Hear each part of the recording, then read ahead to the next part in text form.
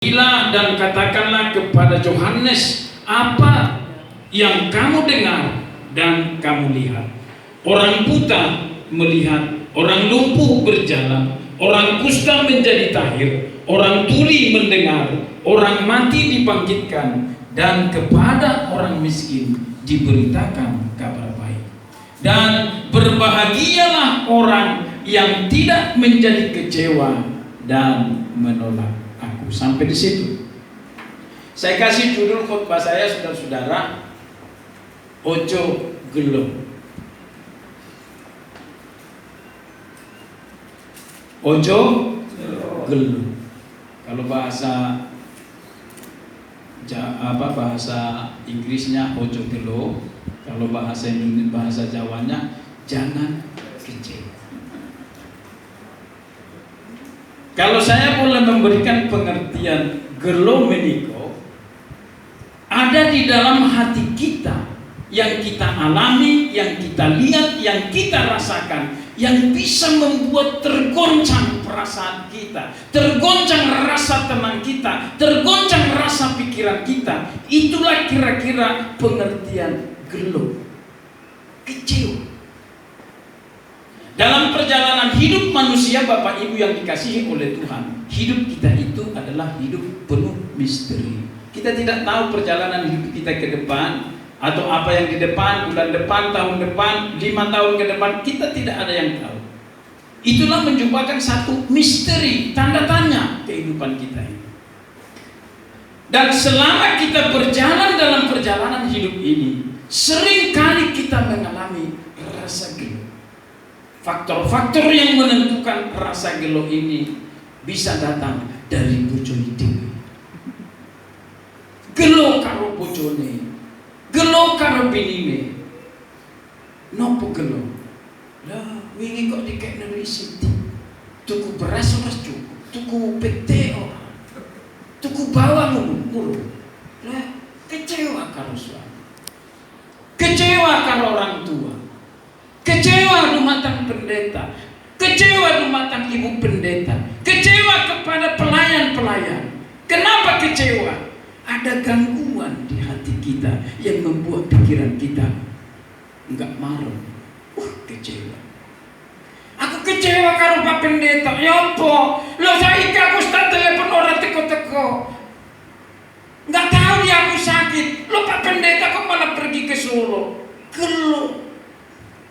Hatiku gelo, kecewa dalam hidup. Saya sering kecewa sama istri saya. Kadang-kadang kasih kopi terlalu manis, kadang-kadang terlalu pahit, kadang-kadang nggak ada rasa gitu. Kecewa kadang-kadang. Bapak Ibu yang dikasih oleh Tuhan, kecewa itu nggak dosa. Ya, kalau ibu kecewa sama Pak Pendeta, Pak Gembala, nggak dosa. Yang menjadi dosa akibat kekecewaan itu adalah ketika kecewa itu dipendam sing hati sing jero. Lama kelamaan kekecewaanmu itu bisa berubah menjadi benci. Setelah kita benci, bisa menjadi berubah menjadi dendam. Dan setelah kita dendam, bisa kita tinggalkan Tuhan dan bisa kita tidak datang lagi ke gereja. Diawali daripada gelo. Gelo tenang. Apalagi yang membuat kita kecewa? Kita lihat kita ke ladang, waduh tanamanku kok ora tumbuh ya. Kita bisa gelo kepada tetangga, gelo kepada Pak RT dan lain sebagainya yang membuat hati kita itu ada satu sedikit goncangan yang membuat hidupmu tergoncang. Akhirnya kita kurang semangat di dalam hal melayani dan menjalani kehidupan kita. Gelo dalam kehidupan. Yang paling dalam, saudaraku, dan paling berbahaya, terkadang kita kecewa kepada Tuhan. Loh, aku sudah melayani Tuhan, sudah puasa, sudah aktif melayani, tetapi kok hidup saya seperti ini. Kita bisa kecewa kepada Tuhan, bisa gelo dumateng Gusti Yesus. Loh, aku harus berbakti, harus sembahyang, tetapi uripku kok kayak ngono-ngono ae. Gelo. Kekecewaan ini Bapak Ibu yang dikasihi oleh Tuhan, kalau kita tidak segera atasi, kita bisa menimbulkan menjadi membenci orang lain. Makanya mulai sedinten meniko wonten sing jemaat. Jemaat. Widen Gedung Rejo wonten sing nek delok bojone ora usah gelo. Aku tresno dalem karo kowe. Tresno banget sing jero tresno kowe itu. Jero banget. Kayak Ibu Sinta tadi. Cintane jero banget lumatang Gusti gitu. Golek Gusti iku sing tenanan. Ojo gelo-gelo. Ya. Kekecewaan ini Bapak Ibu yang dikasihi oleh Tuhan bisa membuat kita menjadi letih. Bertalian dengan firman Tuhan pada siang hari ini, kita pelajari seseorang atau pribadi yang bernama Yohanes Pembaptis. Saya akan bacakan kepada Bapak Ibu. Di ayat yang kedua, di dalam penjara Yohanes mendengar tentang pekerjaan Kristus, lalu menyuruh murid-muridnya bertanya kepadanya, engkaukah yang akan datang itu, atau haruskah kami menantikan orang lain? Yohanes itu ada di dalam penjara, berarti dia tidak bebas. Kalau di dalam penjara di belakang jeruji itu, dia nggak bisa bebas melakukan apa. Kenapa Yohanes ada di penjara? Karena kebenaran. Dia tegur Raja Herodes, hai Raja, kau tidak baik untukmu mengambil istri daripada saudaramu itu, Herodias itu. Akhirnya akibat teguran kepada Raja, Herodes pun, Yohanes pun diceploskan ke penjara. Dia ada di tengah-tengah penjara, susah di tengah penjara. Tidak ada yang melihat Yohanes hanya murid-muridnya. Sementara Yesus melakukan pelayanan, tapi Yesus tidak pernah melihat Yohanes. Di situ letak kekecewaan daripada Yohanes Pembaptis. Lo aku ada di penjara, dia dengar Yesus melakukan mujizat, lalu disuruhlah murid-muridnya. Misalkan itu muridnya itu Joko, nopo guru, kowe takon dumateng Gusti. Kau pergi ke sana, temui Tuhan Yesus, katakan kepada Yesus, apakah engkau orang yang akan datang, atau masih ada lagi yang kami nantikan juru selamat yang akan datang? Itu di situ letak kekecewaannya.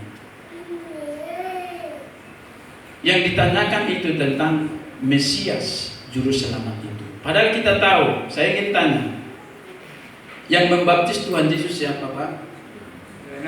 Yohanes Pembaptis.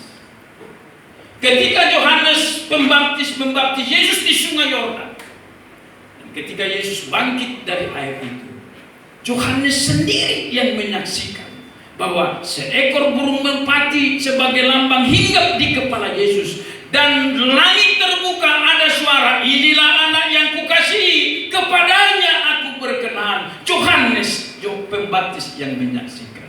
Yang kedua, saudara-saudara, Yohanes berkata, akulah suara yang berseru-seru di padang gurun, luruskan jalan bagi kerajaan Allah. Karena juru selamat akan datang berbicara kepada Mesias. Yohanes Pembaptis itu berkata, inilah anak domba Allah yang menghapus seluruh dosa manusia. Percaya dan terimalah dia. Yesus diagungkan, Yesus diproklamirkan, Yesus diberitahukan oleh Yohanes bahwa Yesus itu adalah Tuhan dan Mesias. Tetapi kenapa Yohanes Pembaptis harus bertanya, kau pergi temui Yesus, apakah dia yang akan datang, atau masih ada orang yang akan kita tunggu? Di sini letak kekecewaan.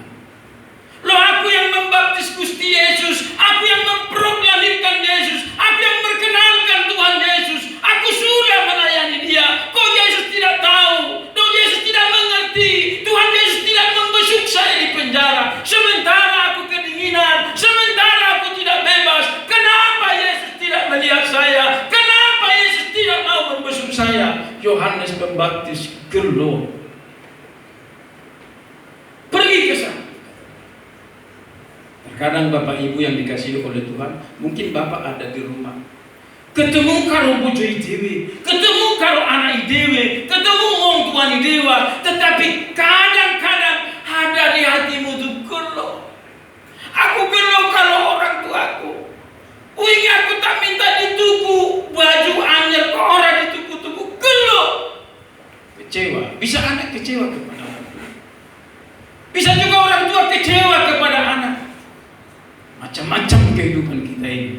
Itulah dalam hidup ini misteri.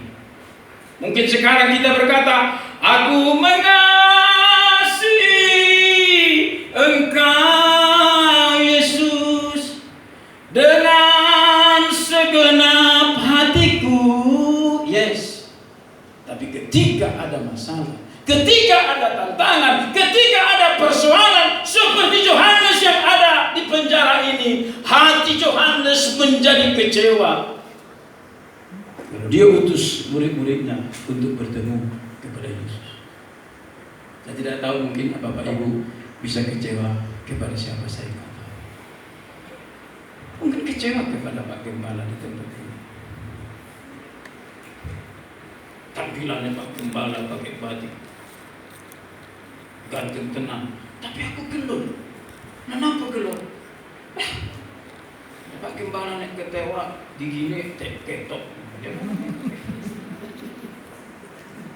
Macam-macam saudara membuat hati kita itu kecewa. Tapi saya lihat wajah-wajah saudara, di sini wajah-wajah yang enggak ada kecewaan. Amin.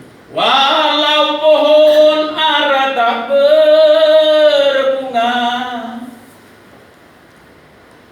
jagung pun tak berbuah, namun hati kita tetap tresno dumateng Gusti Yesus. Tresno sing tresno banget, jero banget. Tresno kita dumateng Gusti sing jero tadi memberi kekuatan yang abadi. Yang pasti akan datang pertolongan yang ajaib dalam perjalanan kehidupan kita. Itulah namanya gelo. Sak dinten para saudara ojo tepuk karo samping duit, jangan gelo ya, jangan gelo.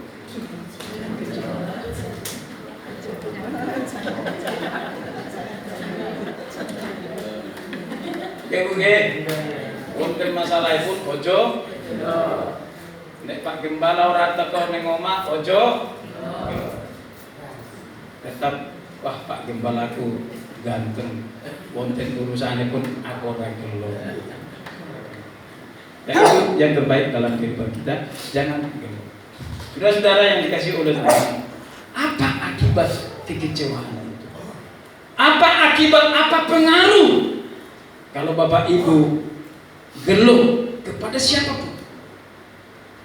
Dia pengaruh, kita bisa menjadi letih.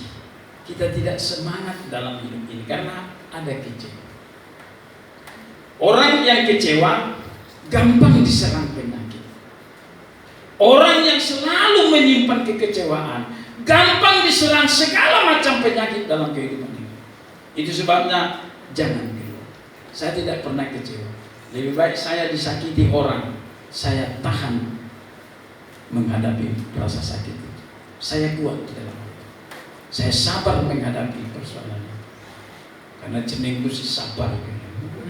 Sabar tenang. Dipukul ya aku menang wae. Dia ngomongnya orang-orang ya wes aku menang wae. Dikekno duit wah aku menang wae. Jadi kita perlu saudara tenang di dalam menghadapi. Di situ dikatakan akibat daripada kekecewaan itu di ayat yang kelima. Kalau Bapak Ibu bisa kecewa dan kekecewaan itu Bapak Ibu pendam terus, kita bisa menjadi buta rohani. Artinya buta rohani tidak bisa melihat yang benar karena kita ada rasa kecewa. Kita menjadi bisa tuli rohani, tidak mau lagi mendengar kebenaran karena kita kecewa.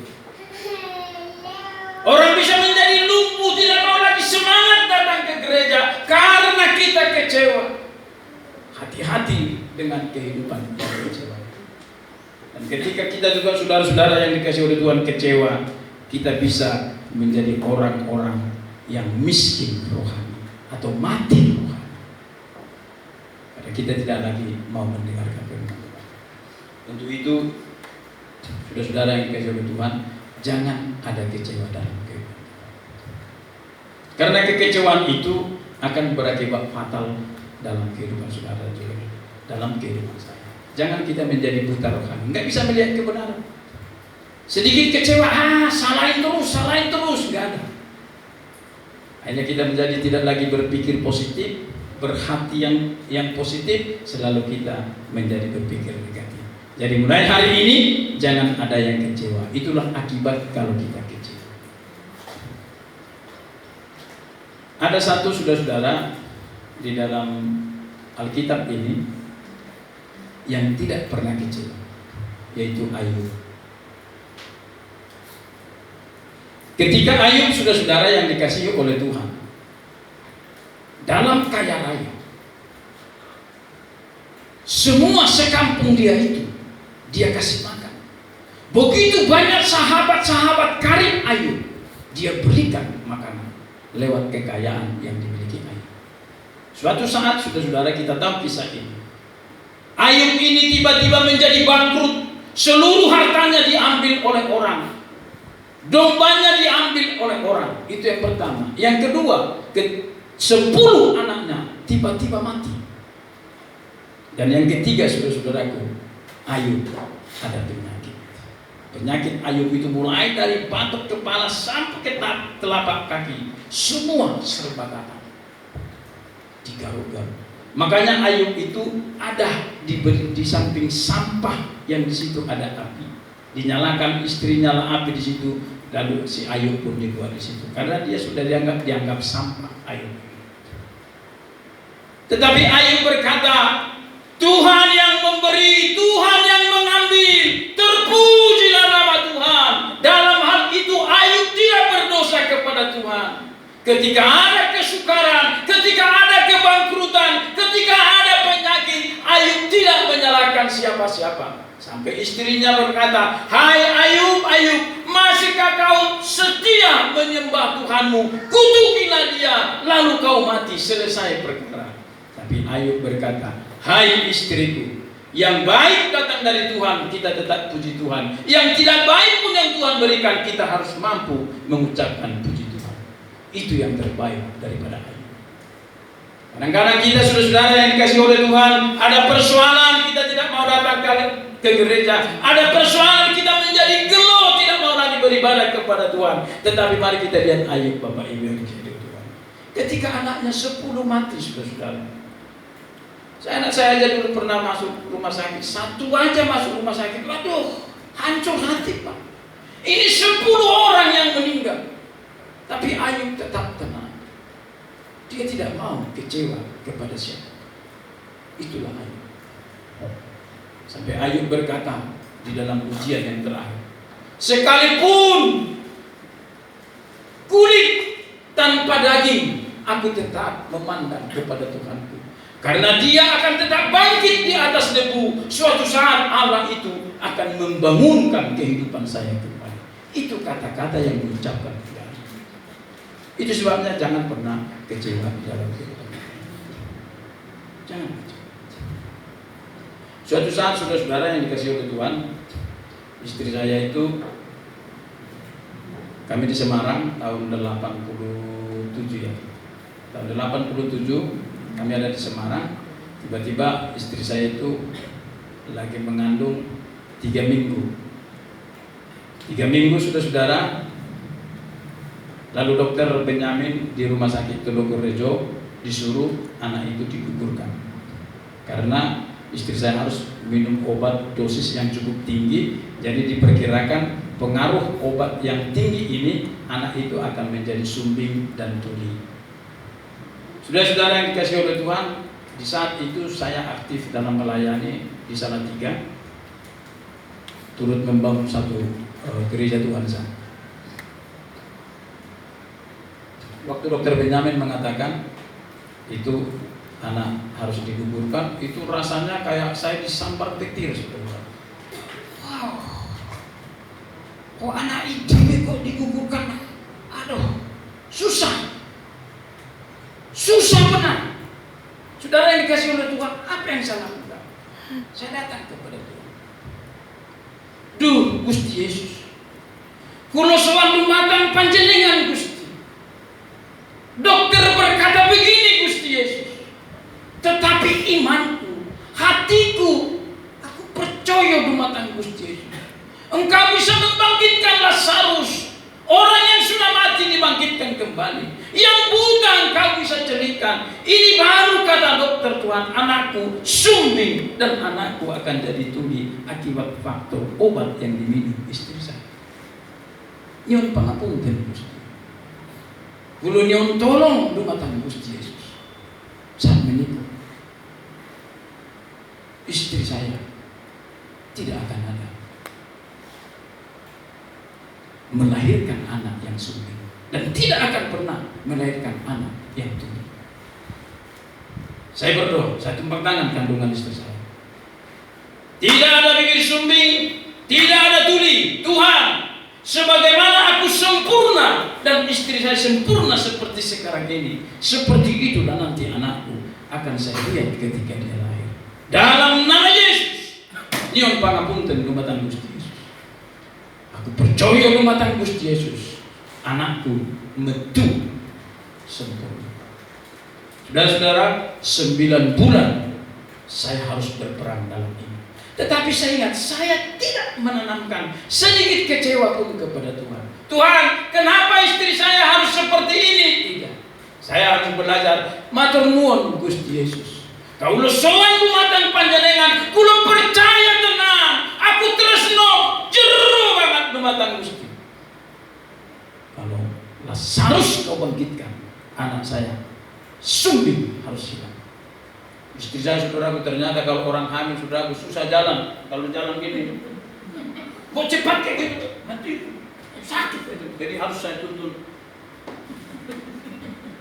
Kalau ibu-ibu hamil, benar enggak? Kalau bapak nggak percaya dia, karena dia saya loncat-loncat aja itu kalau bapak kan gitu. Tapi itulah. Jadi 9 bulan, Bapak Ibu perhatikan, semakin besar itu kandungan, lalu kata dokter itu diambil oleh iblis. Weh, nanti anakmu sumbing, anakmu tuli. Weh, sabar, anakmu tuli. Weh, sabar, anakmu sumbing. Lalu apa saya katakan? No, boten.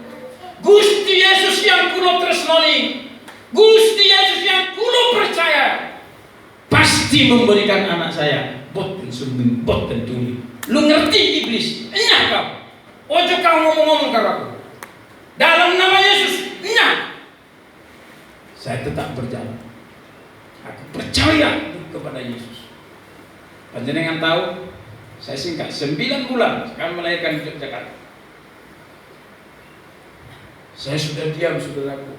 Istri saya sudah masuk ke ruang bidan. Itu orang begitu banyak, saya hanya dudukin. Saya hanya berdoa. Saya mau bersorak, berdoa nggak enak. Saya hanya tahan. Kau yang ku percaya. Sekarang anak saya harus melihat.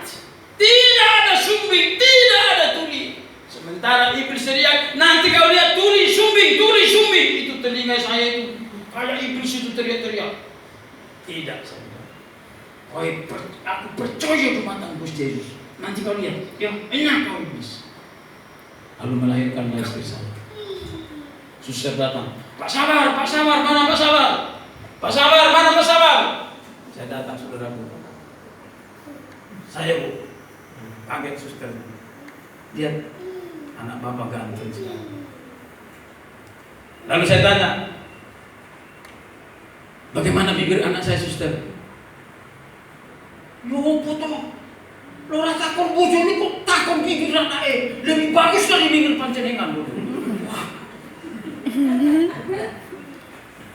Lalu saya dengan keyakinan Tuhan, saya masuk ke ruangan. Susternya bilang, tuh Pak, lihat, mungkin agak gelo kali ya dengan suara saya. Tuh, lihat itu. Setelah saya lihat anak saya itu tidak sumbing, langsung saya meloncat di ruangan itu.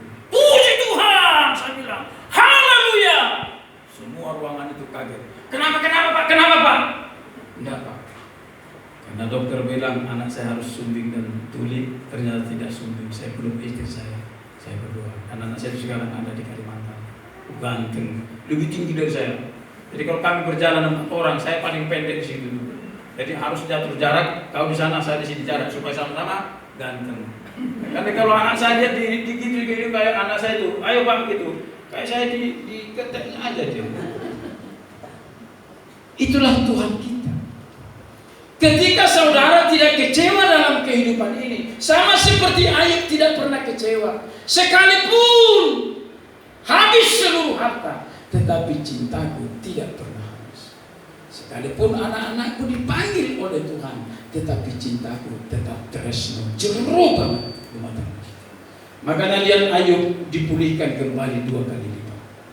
Kehidupanmu dan kehidupan saya pun pasti akan dipulihkan oleh Tuhan. Amin. Kalau ada yang sakit hari ini, kau pulang pasti disembuhkan. Amin. Kalau ada masalah di ladang, percaya nanti tahun dan akhir tahun ini kau akan diberkati oleh Tuhan.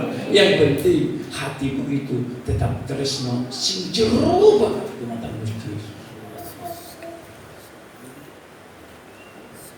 Jangan cinta kita terhalang hanya karena ladang kita mungkin ada masalah. Tapi tetaplah cintamu tetap datang kepada Tuhan.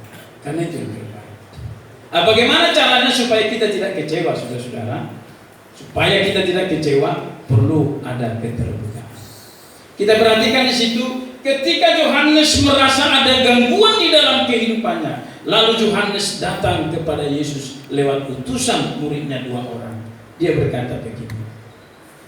Lalu Yohanes menyuruh murid-muridnya bertanya kepadanya, engkaukah yang akan datang atau haruskah kami menantikan orang lain? Lalu Yesus menjawab, orang buta melihat, orang lumpuh berjalan, orang kusta menjadi tahir, orang tuli mendengar, orang mati dibangkitkan, dan kepada orang miskin diberitakan kabar baik.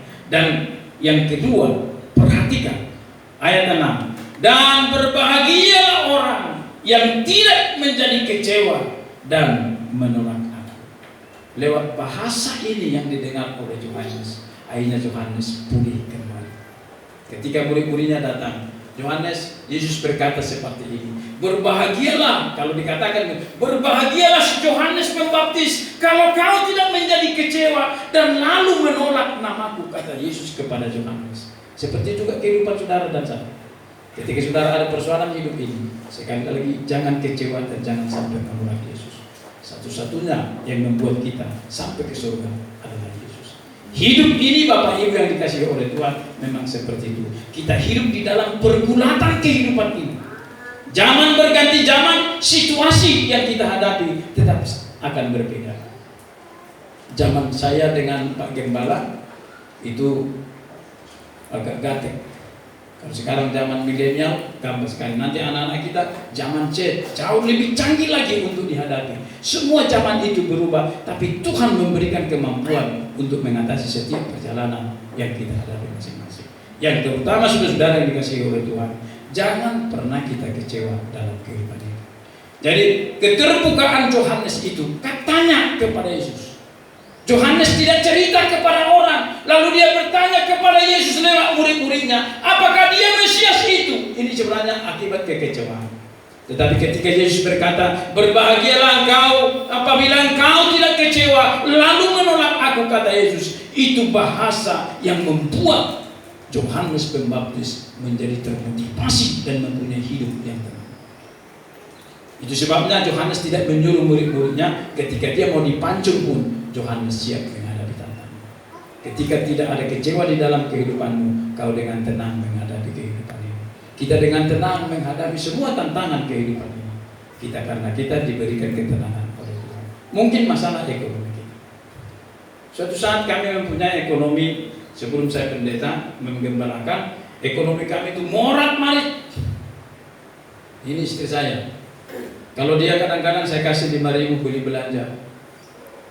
Setelah saya di PHK dari perusahaan, lalu kami bangun rumah hasil pesangon saya. Sejak itu pernah ekonomi kami benar-benar ditekan luar biasa, merangkak seperti ular sawah. Mau beli beras 1 karung nggak akan bisa. 1 liter dia beli, 2 liter dia beli, 3 liter dia beli. Jadi anak-anak saya makan Indomie dicampur dengan daun telo kayu itu, wah nikmat sekali di zaman itu.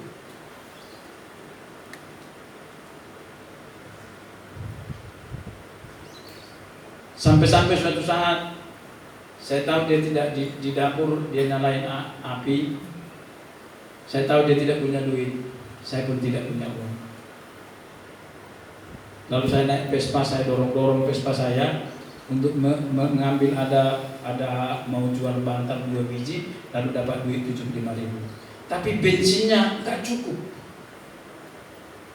Saya coba pinjam ke teman saya, lalu di belakang rumah saya itu ada perumahan. Menjelang perumahan itu saya berjalan, saya nggak pasti nanti dikasih 5.000 aja pinjam. Waktu itu baru 900 bensin. Saya masuk di sana. Setelah saya putar, saudaraku, mata saya melayang kepada satu benda. Kayaknya uang. Lalu saya putar lagi situ. Oh iya, ada 1.000 rupiah. Saya pelan-pelan Vespa saya gitu. Saya bilang, takutnya uangnya itu pergi kan, saya bilang gitu. Saya pelan-pelan, saya lihat lagi orang, oh enggak ada. Saya tangkap saudara, saya lihat ada 2.000. Wah Tuhan, tapi mau saya umumkan kemana ya? Kok 2.000 dimasukkan rumah? Ya sudah, berkat Tuhan. Saya beli bensin 2 liter, saya pergi ke Tangerang. Saya ini uang 75.000. Seperti itulah pergulatan. Bukan 1 tahun, bukan 2 tahun, sampai bertahun-tahun kami menghadapi itu. Begitu sulit itu ekonomi. Sementara saya di marketing, saya bisa jual asuransi dulu. Tetapi pada saat itu kenapa kok Tuhan bawa saya ke lembah jurang seperti itu? Sekarang baru saya tahu. Supaya saya bisa bersaksi kepada panjenengan bahwa dalam perjalanan hidup kita ini kadang-kadang misteri, Pak. Saya dibawa ke lembah ekonomi yang sangat-sangat mengalami duri dan onak di sana. Lalu saya datang kepada Tuhan. Setelah itu selesai, balik minggunya kami alami lagi. Suatu saat istri saya duduk di tempat tidur begini. Kalau ibu-ibu nggak ada uang, saudara, dia nggak ngomong, apalagi orang Jawa, meneng wae. Kalau orang Batak, Pak, mana duitnya? Nggak tahu, enak aja kamu, nggak ada beras itu. Kalau orang Jawa menang dia.